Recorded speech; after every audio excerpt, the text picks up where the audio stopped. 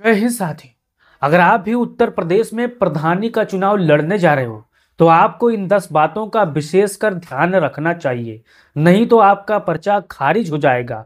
अगर आप भी उत्तर प्रदेश में प्रधानी का चुनाव लड़ने जा रहे हो और आप कंफ्यूज हो कि हमारे गांव में कौन सी सीट आएगी, महिला आएगी, ओबीसी आएगी, एसटी आएगी, एससी आएगी या महिला अन्य आएगी साथियों, तो आपकी सारी कंफ्यूजन मैं दूर करने वाला हूं। और उत्तर प्रदेश में कब होगा प्रधानी का चुनाव, इसकी भी थोड़ी बहुत जानकारी मैं आपको रोटेशन के माध्यम से देने वाला हूं, ताकि आपको समझ में आ जाए कि उत्तर प्रदेश में प्रधानी का चुनाव कब होगा।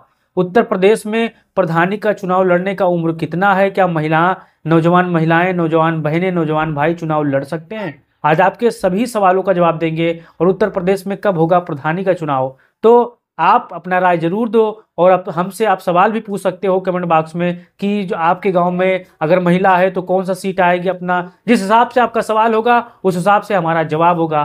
तो आप चलिए शुरू करते हैं साथियों। अब यहाँ पर देख सकते हैं कि कौन सी वो 10 बातें हैं जो आपको बेहद जानना और समझना जरूरी है। अब उत्तर प्रदेश में अगर आप प्रधानी का चुनाव लड़ना चाहते हो या लड़ने की प्लान बना रहे हो तो आप अपना राय जरूर दो कमेंट बॉक्स में। अब पहली जो मूलभूत योग्यताएं हैं वो आपको भारतीय होना बहुत ज़रूरी है। अगर आप भारतीय नहीं हैं, नेपाली हैं, तो आप चुनाव नहीं लड़ सकते। दूसरा, उत्तर प्रदेश का निवासी होना बहुत ही ज़रूरी है।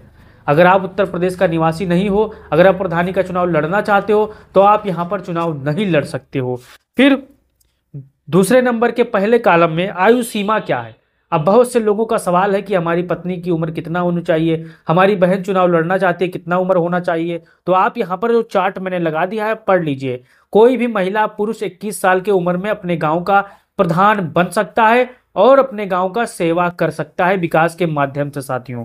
फिर चलते हैं तीसरे नंबर पर। बहुत से भाई हमारे परेशान हैं कि ग्राम प्रधानी के चुनाव में पढ़ा लिखा होना जरूरी है या अनपढ़ ही प्रधानी का चुनाव लड़ सकता है। तो साथियों, अभी तक बहुत से ऐसे ग्राम पंचायत में अनपढ़ प्रधान भी हुए हैं, पढ़े लिखे भी प्रधान भी हुए हैं, काबिल प्रधान भी हुए हैं, बेकाबिल भी प्रधान हुए हैं। तो उत्तर प्रदेश में अभी आपको मुश्किल से 8 पढ़ा लिखा होना चाहिए ताकि आप दस्तखत बना सको, साइन कर सको। लेकिन अगर आप ज़्यादा पढ़ा लिखा होंगे, ज़्यादा अपने गांव का विकास कर सकते हैं। अब मान के चलिए आप अनपढ़ हैं, अगर आपके पास कोई फाइल आई तो कैसे आप पढ़ सकते हैं?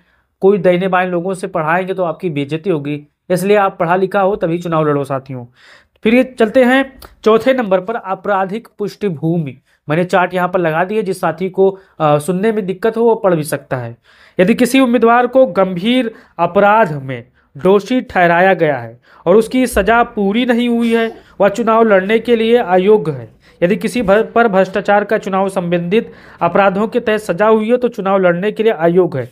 अब एक बात आप समझिए, चौथे कॉलम में बताया गया है यदि कोई जो उम्मीदवार है, जो प्रत्याशी है, जो प्रधानी का चुनाव लड़ना चाहता है, अगर लड़ चुका है तो उस पर कोई गंभीर अपराध है या सजा काट रहा है, जेल या फिर जमानत पर बाहर आया है, तो चुनाव नहीं लड़ सकता है। फिर चलते हैं पांचवें कॉलम में क्या बताया गया है। मानसिक और शारीरिक स्वस्थ, यानी उम्मीदवार मानसिक रूप से स्वस्थ हो, यानी बीमार ना हो, परेशान ना हो, खटिया पर लेटा ना हो। साफ साफ बात है, आप समझिए, बीमार ना हो, खटिया पर लेटा ना हो, पागल, सिर्री, दिवालिया ना हो, ये नियम कहता है, तभी वो चुनाव लड़ सकता है। अब छठवां नंबर बेहद ज़रूरी है, अगर आप इसको मिस करोगे तो आपका पर्चा खारिज हो जाएगा।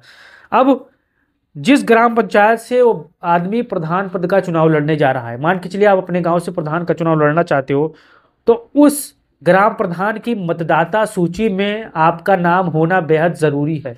अगर आपका नाम उस मतदाता सूची में नहीं है, वोटर लिस्ट में नाम नहीं है, तो आपका पर्चा खारिज हो जाएगा, आप चुनाव नहीं लड़ सकते। अगर जिन जिन भाइयों का पर्चा अभी मतदाता सूची में नाम नहीं दर्ज है, जाइए फौरन दर्ज कराइए और कमेंट बॉक्स में अपना राय दीजिए इसको लेकर। फिर चलते हैं 7वें नंबर पर, 7वें कॉलम पर, अनुसूचित जाति जनजाति पिछड़ा वर्ग के लिए आरक्षण कैसे होता है। यह भी बहुत समझने वाली बात है। अब यदि किसी ग्राम पंचायत का प्रधान पद अनुसूचित जाति एससी, अनुसूचित जाति जनजाति एसटी, अन्य पिछड़ा वर्ग ओबीसी महिलाओं के लिए आरक्षित है तो केवल वही उम्मीदवार चुनाव लड़ने के लिए योग्य है। अब ये बात आप समझिए, मैं आसान बात में समझा रहा हूँ। मान लिया आप ओबीसी हैं, अब ओबीसी का सीट आ गया तो उस ग्राम पंचायत से ओबीसी ही चुनाव लड़ सकता है, ना कि सामान्य लड़ सकता है, ना कि एससी लड़ सकता है, ना एसटी लड़ सकता है। अब बात आई समझ में तो अपना राय जरूर दीजिएगा। फिर चलते हैं 8वें नंबर पर, नामांकन और जमानत राशि। उम्मीदवार को नामांकन भरना होगा, पर्चा भरना होगा। आप अपने तहसील में वकीलों के माध्यम से पर्चा जाकर भर सकते हैं। अपने आप पर्चा मत भरिए, गलत हो सकता है, खारिज भी हो जाएगा। आप पैसा खर्चा करिए, वकील साहब इसीलिए उपलब्ध होते हैं, वो मेहनत करेंगे, अपना मेहनताना लेंगे और आपका पर्चा बढ़िया से भर देंगे। कोई भी दिक्कत होगी तो आपको वहां पर सूचना दे देंगे और आप कागज मुहैया करा दीजिएगा। तो जमानत राशि भी अब अपने अपने जिले, अपने अपने जो कि गांव होगा उनके अनुसार वहां पर होती है। जो भी चाहे आरक्षित महिला हो, ओबीसी हो, सम्मान हो, सबकी अलग अलग जमानत राशि होती है चुनाव में। अब नौवां कॉलम जो सबसे अधिक है, जो लोग पूछते हैं कि क्या 2 से अधिक संतान का नियम क्या है। अब ये नियम तो उत्तर प्रदेश में अभी ठीक से लागू नहीं है। कहीं कहीं 2-4 बच्चे वाले भी चुनाव लड़ जाते हैं, कोई के पास बच्चे नहीं है, कोई के पास 8-10 बच्चे हैं। तो अभी ये नियम कानून उत्तर प्रदेश में ठीक से लागू नहीं हुआ है कि आप कितने बच्चे होंगे तो आप चुनाव लड़ सकते हो। क्योंकि बड़े चुनाव में अगर आप जेल में बंद हैं, विधायकी में, सांसदी में, तो आप चुनाव लड़ सकते हैं। अगर यहाँ पर आप जेल में बंद हैं तो आप चुनाव नहीं लड़ सकते, क्योंकि बड़े जो मगरमच्छ होते हैं, बड़े लोग होते हैं, वो अपने अपने हिसाब से बना लेते हैं। और छोटे बेचारे जो गरीब प्रधानी का चुनाव लड़ते हैं, अगर वो जेल में बंद हो तो चुनाव नहीं लड़ सकते, ये नियम है। अब 10वां और अंतिम प्रक्रिया जो बहुत जरूरी है आपके लिए, किसी भी सरकारी विभाग में कदाचार या रिश्वतखोरी के मामले में दोषी पाया व्यक्ति चुनाव नहीं लड़ सकता है। यानी कोई भी अधिकारी अगर दोषी पाया जाता है रिश्वत के रूप में, घूसखोरी के रूप में या छेड़छाड़ के रूप में, तो वो चुनाव नहीं लड़ सकता है, उसका पर्चा खारिज हो जाएगा।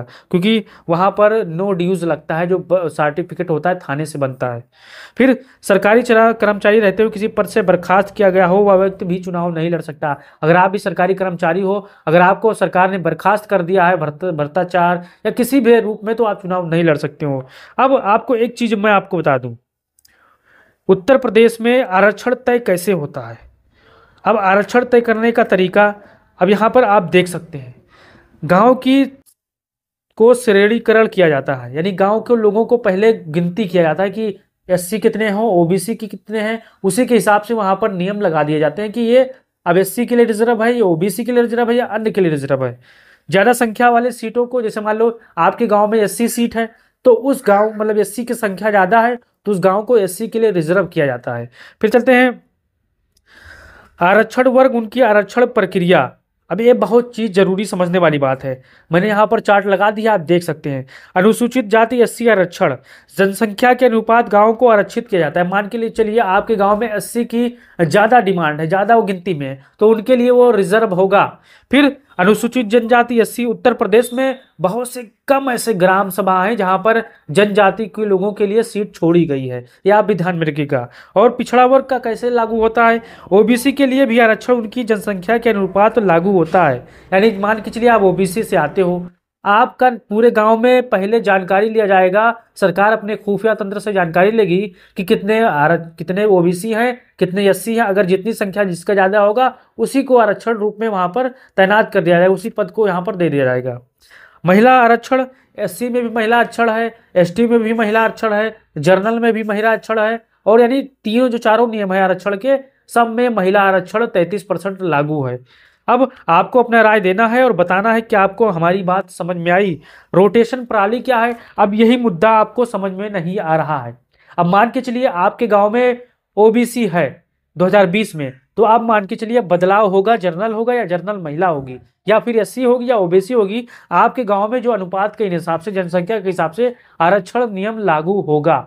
अब मैं आपको बता दूं, आने वाले 2026 में ही मान के चलिए ग्राम पंचायत का चुनाव संपन्न होगा, क्योंकि कोरोना काल का दौर चल रहा था और कोरोना काल के दौर में ही वहां पर चुनाव 6 महीने के लिए लेट हो गया। अब आने वाले समय में 2025 के बजाय जहां तक मानकों का अनुसार है, वो 2026 में ही प्रधानी का चुनाव होगा। आप अपना राय दे सकते हो और वीडियो भी शेयर कर सकते हो, अपना सवाल भी यहाँ पर कर सकते हो। जय हिंद, जय भारत, जय समाजवाद।